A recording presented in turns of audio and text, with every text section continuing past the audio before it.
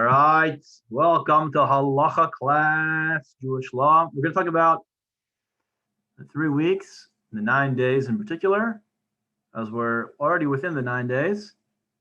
What exactly happened on the 9 days? What are the 9 days? What are the laws of the 9 days? We'll talk about Tisha B'Av, which will be Motzei Shabbos and Sunday, right after Shabbos and Sunday. And we'll look inside the Gemara,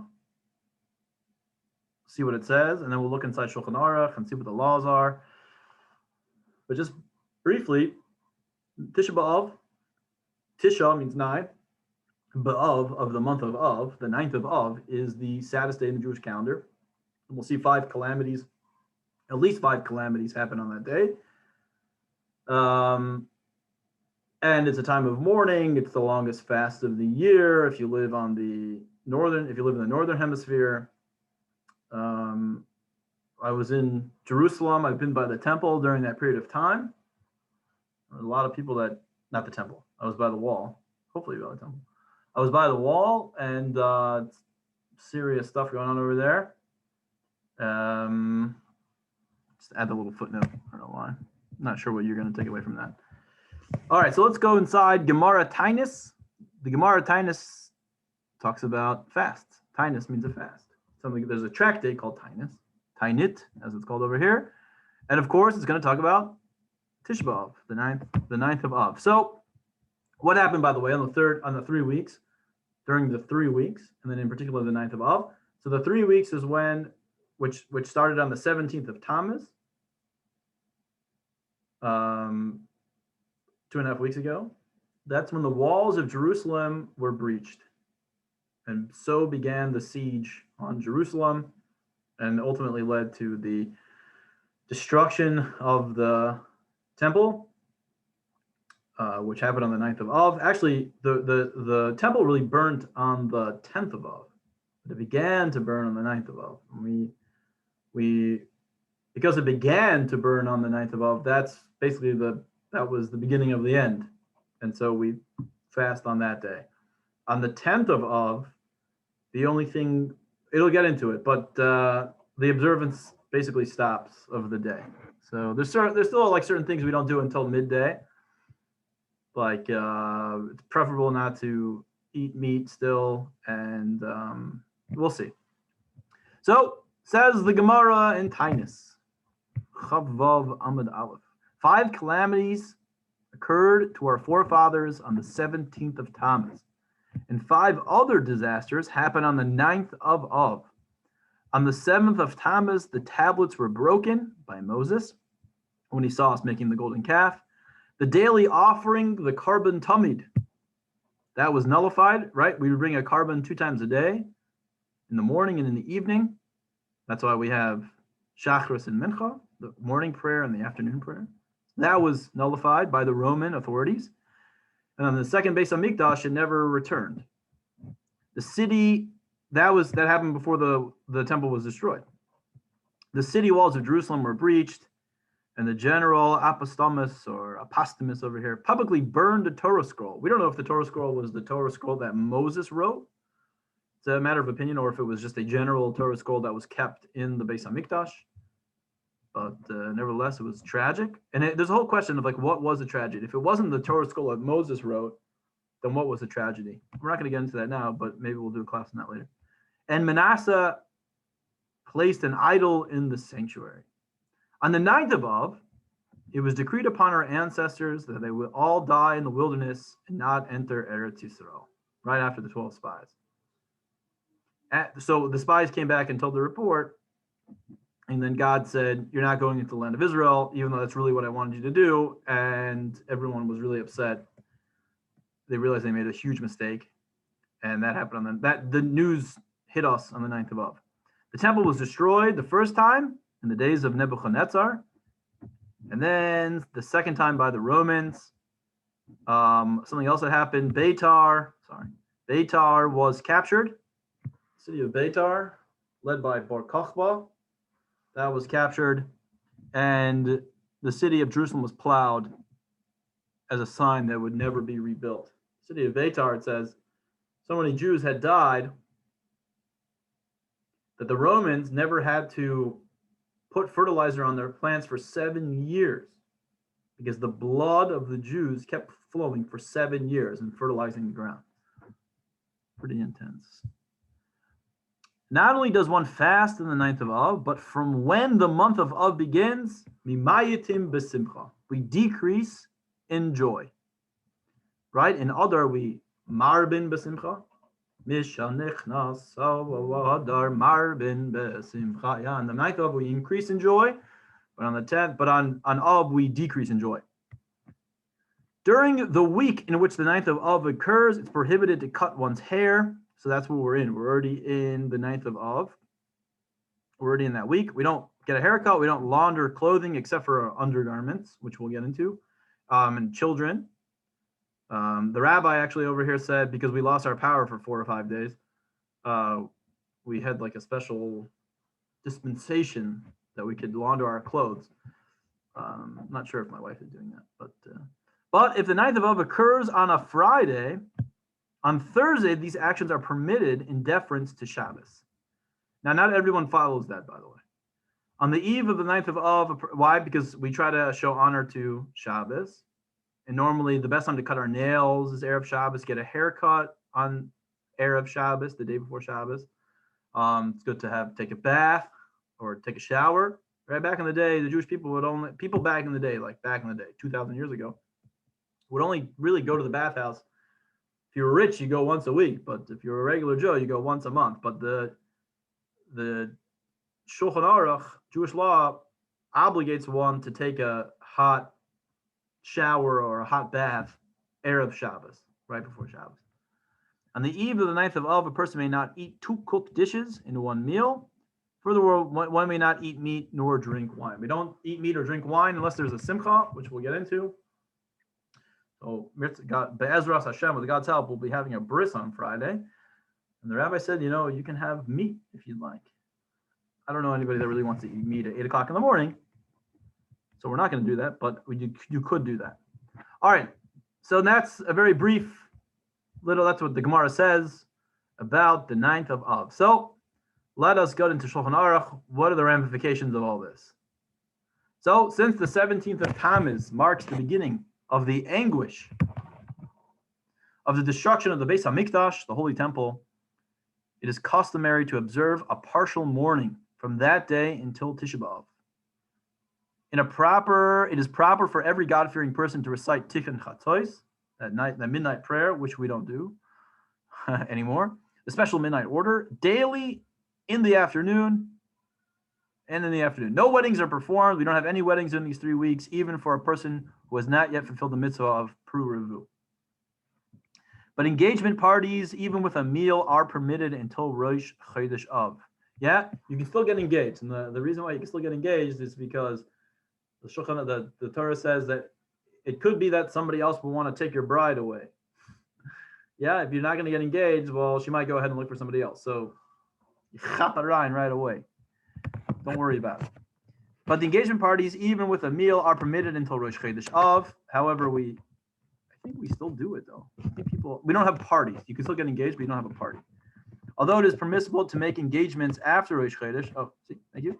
I did not look at this beforehand. Nevertheless, it is forbidden to serve a meal in the engagement party. But it is permitted to serve desserts and other delicacies. A Jew who makes his living as a professional musician is permitted to play in the house of a non-Jew until Rosh Chodesh Av, but from Rosh Chodesh until after Tisha B'Av, he is forbidden to play. So you're not allowed to listen to music, live music. And there are those who are machmir, who are stringent, not to listen to any music. But what if you're a musician? So you can go ahead, you can practice for sure until Rosh Chodesh Av, which happened on Shabbos, so you can't do it anymore. And as well as you can play and make a living that way until Rosh Chodesh Av. So right now you're not allowed to do it. On the 17th day of Tammuz itself, well as on the 10th of Tevis, he's also forbidden to play. So basically any fast day we try not to play music. Some people have the custom not to eat meat nor to drink wine from the 17th of Tammuz until after Tisha B'Av, except on Shabbos or at a meal that is considered a mitzvah. But we don't hold that. Some only hold until Rosh Chodesh Av, the 9 days, right? From the first month of Av to the 9th of Av. That's what most hold. And I believe Sephardim, I could be wrong, don't, only the week of, so which would be this week. But if let's say Rosh Chodesh was, let's say Tisha B'Av was on a Monday, then just Sunday they wouldn't eat meat. It's customary not to say the bracha Shechiyanu during these days. Little tidbit: on your birthday, you should try to say Shechiyanu. Shechiyanu is said, the Shechiyanu prayer is said on any, for example, any fruit that you haven't had within 30 days. There's a good chance that you're probably going to say Shechiyanu a lot. As well as it talks about garments. You buy a new suit. Nowadays, we don't do that because getting a new outfit is not really, it's not a big to-do. But I remember listening to a tape recently of my great grandmother who was in Russia. She was talking about, her and her brothers were talking about life in Russia when they were little kids. This is pre-World War I, or at the break of World War I. And they said getting new clothes was a huge deal. It was like a whole day to get fitted, and then it was like 2 weeks for it to come back, and it was a very big deal. It was very expensive. So that helped me appreciate why you would say Shechiyan. Therefore, you should not buy or put on new garments. So this is what we do nowadays, since that would make it necessary for you to say the bracha. So we don't buy, if you already bought new clothes, you can buy new clothes and have them for the 9 days, but you have to have already purchased all of your clothes before the 9 days. The bottom line. What if there was a little trick in camp? I remember. What if you had clothes that you got new clothes like for camp, and you never open them, and then it was like the middle of the 9 days, and sleepaway camp, you're not really doing laundry every day. So you finally do laundry. What do you do with those clothes? So they would say, just put it on the ground and step on it for a little bit, like with your feet, not with you don't put your shoes on. I don't know. That was like a way of wearing it in, so to speak. And you're not buying. It's, in other words, not making you more beautiful. It's not beautifying you, and so therefore you're not really getting any joy from it. But at the occasion of a pidyon ben, redemption of the firstborn, Shechiyanu must be said, so as not to postpone the fulfillment of the mitzvah. Concerning a new fruit, we are lenient and say Shechiyanu on Shabbos or even a weekday if the fruit will not be available after Tisha B'Av. Teachers should not strike students, and parents should not strike their children during these days. The Rebbe said you should never strike your kids. We don't really do that. It's the custom not to have the haircut during these days, neither the hair of the head, nor of the beard, nor any part of the body. Adults are forbidden to give their children a haircut. Do not give your child a haircut. It seems to me that it should be permissible to trim the mustache until the week of Tisha B'Av, if it interferes with your eating. But during the week in which Tisha B'Av occurs, it should be forbidden. Cutting the nails is forbidden only during the week of Tisha B'Av, but for the purpose of immersion in the mikvah, a woman is permitted to cut her nails during that week. Also, a Moel is permitted to trim his nails for the requirement of Priya. Yeah, he needs, if you ever check out a Moel, like a real Moel, he's got his thumbnail, one of his thumbs, it's got usually pretty long. On the 3 Shabbos between the 17th of Tammuz and Tisha B'Av, we read the 3 Haftarahs of retribution. If you check out the Haftarahs now, they're pretty intense. A lot of it is from Yirmiyahu, Jeremiah, who lived during a very, very difficult time for the Jewish people. And then we're going to move into the 7 Haftarahs of comfort, which are Divrei Yirmiyahu. Okay, it's going to go through the whole thing. We're not going to go into their names. Their initials from the acronym, the Shach. If he by mistake, the reader recited on the first Shabbos the Haftarah of the weekly portion, on the second Shabbos he should read the Haftarah of both Divrei Yirmiyahu and Shimu, which was he should read the last week and this week's Haftarah because they are close to each other. If Rosh Chodesh occurs on Shabbos, which is what happened last Shabbos, he reads the Haftarah Hashemayim Kisi. But in some communities, the Haftarah Shemu is read. Moving along. When the month of Av arrives, we should restrict such activities that would create happiness. You should not build a building meant for enjoyment or strictly for relaxation. If you made a contract with a non-Jew to have your house painted, and you can persuade him for a small compensation to wait until after Tisha B'Av, that would be the right thing to do. But if he cannot be persuaded, you may have the work done. If a Jew has a lawsuit against a non-Jew, he should postpone it because it is an unlucky period. Unlike the month of Adar, it says is the best time to go to court. It's considered a very lucky time for the Jewish people. If possible, he should postpone it until after the end of the month, or at least until after Tisha B'Av. We do not sanctify the moon until after Tisha B'Av. Kiddush Levana is not done until at least the 10th of Av.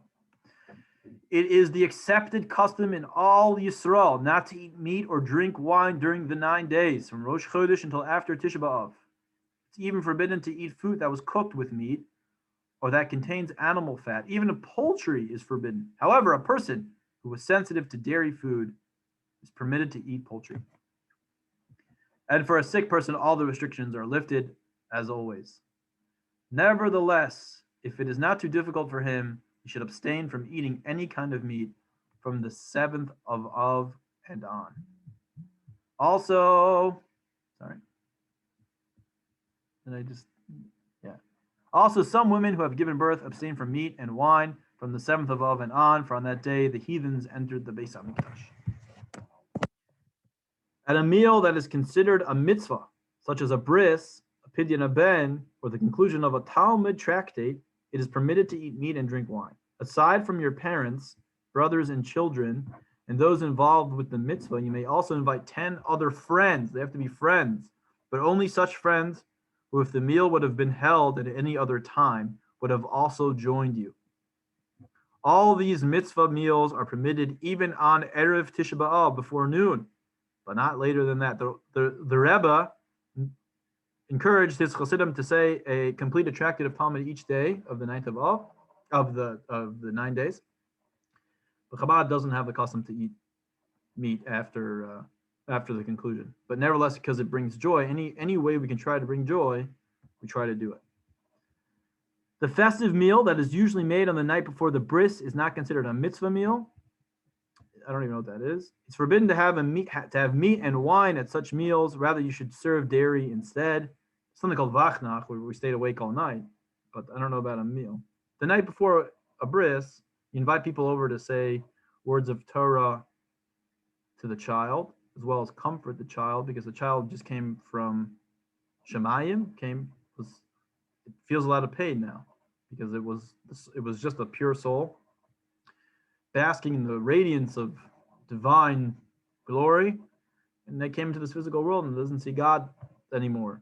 So people come to comfort it by saying words of Torah, which is what it was doing in the womb and prior to coming down into this world. But I don't know about serving food. Regarding the cup of wine for Havdalah on Shabbos night, if there's a child who's able to drink the greater part of the cup, it should be given to him. Otherwise, the person reciting Havdalah may drink it. I can tell you that my rabbi in yeshiva, who taught me these laws, said that his father would drink the cup of wine. Even if there was a child, what are you going to give a child 13% wine, you go full cup? He would just drink it himself. Anybody have any questions? Anybody there? Okay, moving along. You should not wash any laundry during the 9 days, not even a shirt or a garment that you will not wear until after the first day. It is forbidden even to have it washed by a non-Jewish washerwoman. A Jewish woman is permitted to wash the clothes of a non-Jew. Nevertheless, during the week in which Tisha B'Av occurs, should be diligent and not do this work.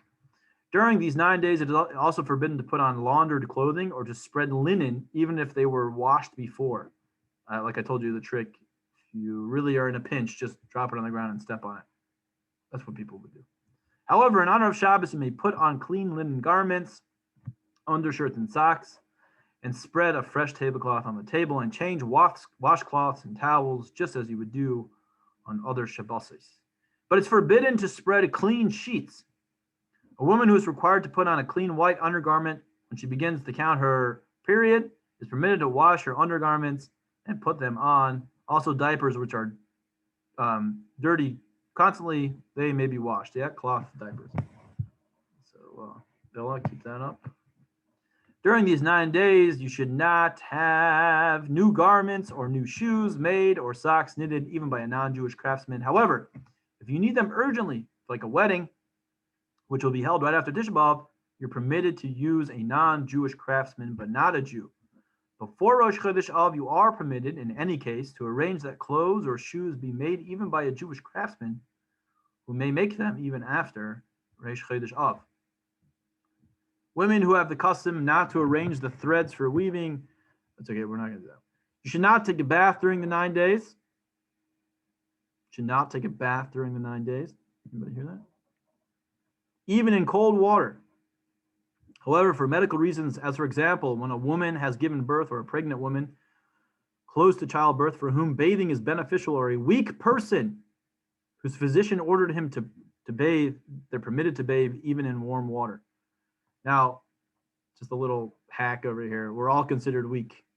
So nowadays, like I said before, back in the day, they would take a bath once a month or once a week, and people were able to handle it. They weren't what we call an istiness, like neurotic about being clean. Nowadays, it's the norm to take a shower every day. So most rabbis will agree that you can take a shower, but you should not prolong a shower. It shouldn't be for enjoyment. You should be doing it just to be clean. A woman who is menstrually unclean may bathe and immerse herself in the mikvah. She has to immerse herself the night after Tisha B'Av, and it will be impossible for her to take a required bath. Seder b'seder. Okay, we know that she can take a shower anyway. If Rosh Chodesh Av occurs on Erev Shabbos, okay, it's not Nagea. We only read halachas. We try to only focus on halachas that are pertinent to the time. So you see me, that's why I'm moving quickly or skipping over certain things. A mourner who's in the 30th day of mourning occurs on the 18th day of Tammuz. After that, is permitted to take a haircut. So what happened? Yeah, we know the laws of mourning. The person is not allowed to get a haircut. That's why we don't get a haircut during the 3 weeks, because we're considered in a mourning period, and a mourner doesn't get a haircut. Same thing with Sfira during Sfira. Right after Pesach, we don't get a haircut because we're considered like mourners because of the Talmidim of Rabbi Akiva who died.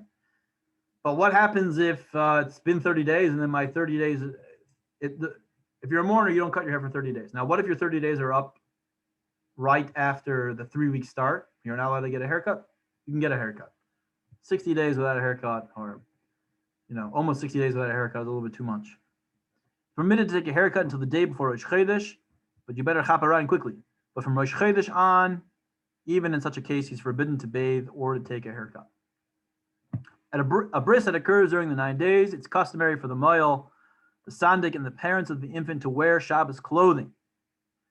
But the man who brings in the child, the kfater, is forbidden to do so. However, the woman who brings in the child customarily wears Shabbos clothes, since it's the only part of the entire mitzvah she can fulfill. They're permitted to have their haircut before Shabbos Chazon, which is this Shabbos, but after that, it is forbidden. The Shabbos before Tisha B'Av is called Shabbos Chazon. The vision, right? A Chazon is called the visionary. The vision that the Mashiach will come, and these days will be turned into joy. All the sad days will see the deeper meaning behind them. We'll say that we'll see eventually that they're really, like we always say, that sometimes such great light comes in a negative way, so that klipa doesn't attach itself to it. Like the rock star who goes through the back door, can't go through the front door. He's going to get mobbed. He won't be able to accomplish what he needs to accomplish. He's got to go through the back door so nobody will notice him. That's what all these sad days are. They're not, on a deeper sense, they're not sad. They're days of incredible joy, but we don't see it. And since we don't see it, we don't act that way. We wrote in paragraph 9 that on Shabbos Chazon, you may put on clean little garments, right? Talking about the Shabbos. Undershirts and socks, which you may change only for perspiration.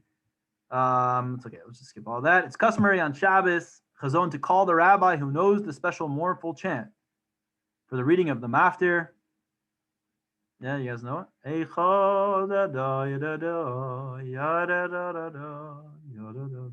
For the reading of the maftir, thus he should not be called up as usual for the third aliyah.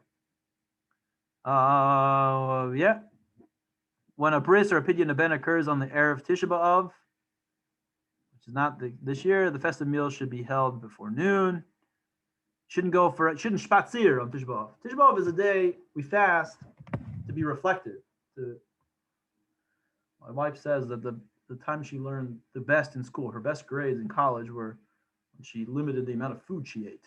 I think that's very true. When you don't eat so much, you don't get tired, you're able to focus really well. And that's the idea of fasting, to keep us focused.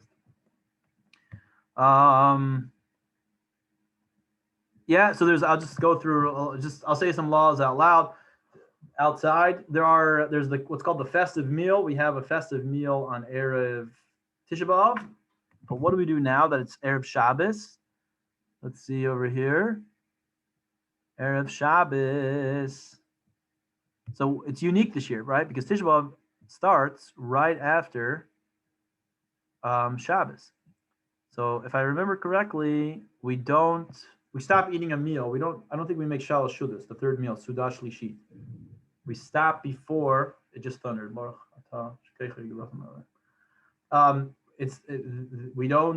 We stop eating, I think, by the afternoon. I don't think we try not to eat so much in the afternoon or at all. We don't put on tefillin on Tisha B'Av until mincha time. So we daven Shachris. It's a long Shachris. We say Kinnis and we read Eicha. We don't sit on chairs. I'm sure you guys know this. We don't sit on a chair that's higher than 3 feet. We wash our hands only up to our knuckles. Over here, only up to our knuckles. Remember, washing the hands, that the pure impurity really doesn't, it really stops by the knuckles over here. So only wash up to there in the morning. We don't, until the afternoon, we don't sit on regular chairs. We don't, that's when we put on tefillin. That is when we take the Aron Kodesh, take the mappa, the drapes on the Aron, on the ark, we put them away. We hide them. Some people cover their mirrors. And I just want to see over here, what do we do? There are certain things that we're going to skip during the davening, just follow along in the siddur. But I just want to see, what do we do on Erev Shabbos? A woman who's pregnant or just gave birth within 30 days does not have to fast. Shouldn't wash yet. Seder. We wash our hands, by the way, after Tisha B'Av's over. We wash our hands regularly. And we change shoes. We don't wear leather shoes. And before Mariv, when the 9th of Av is over, right before the 10th of Av, we change our shoes. We put on our regular shoes, and we wash our hands. Netilas Yadayim, with a bracha, I believe, with a blessing.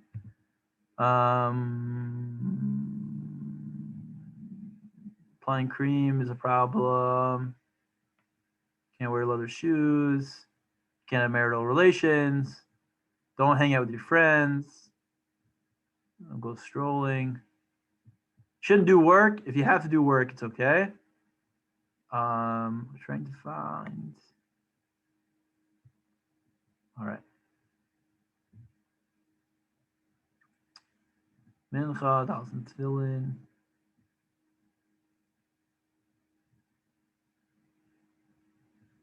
All right. Here we go. Let's do a couple more halachas on Tisha B'Av. If Tisha B'Av occurs on a Sunday, or it occurs on Shabbos and is deferred to Sunday, you may eat meat and drink wine on Shabbos, even if the third meal. Yeah, I believe that was a few years ago. We had Tisha B'Av on Shabbos. It's a very holy Shabbos. The fact that it's Tisha B'Av, it's like Me'ain Mashiach. It's like as if Mashiach is here because we're having a Seudah, a meal, and drinking wine, and having meat on Tisha B'Av. You may eat meat and drink wine on Shabbos, even the third meal. After Mincha, you may eat everything, but you should not have this meal in the company of friends. Okay. So you can have the Suda Shlishit over here, but you shouldn't do it in a group. No.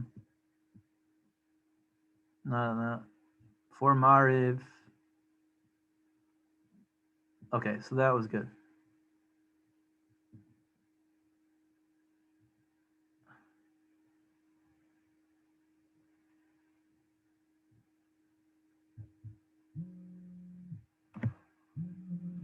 Okay. Okay, everybody. I think that's it. Maybe I'll do a couple more halachas as we move along. All right.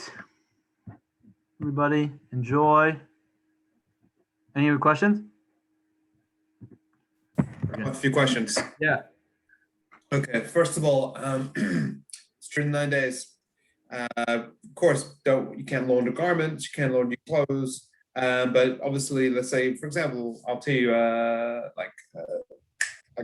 Friday, Thursday night, Friday morning, I did a whole giant, washed everything, sheets, you name it, changed the sheets for showers, everything.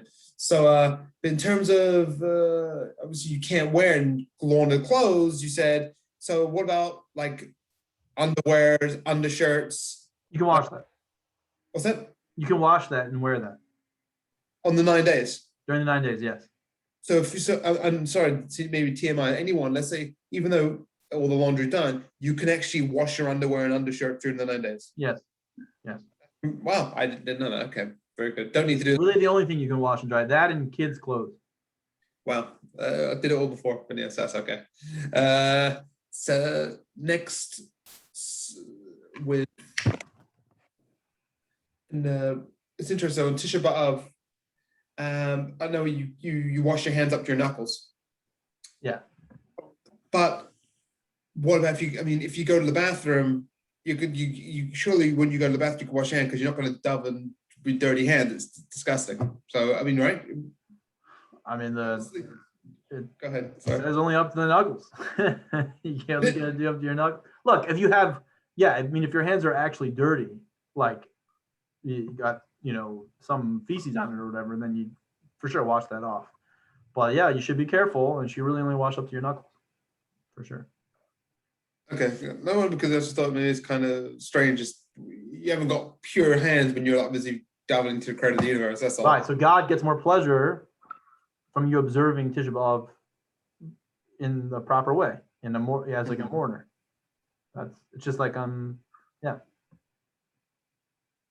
You know what I'm saying?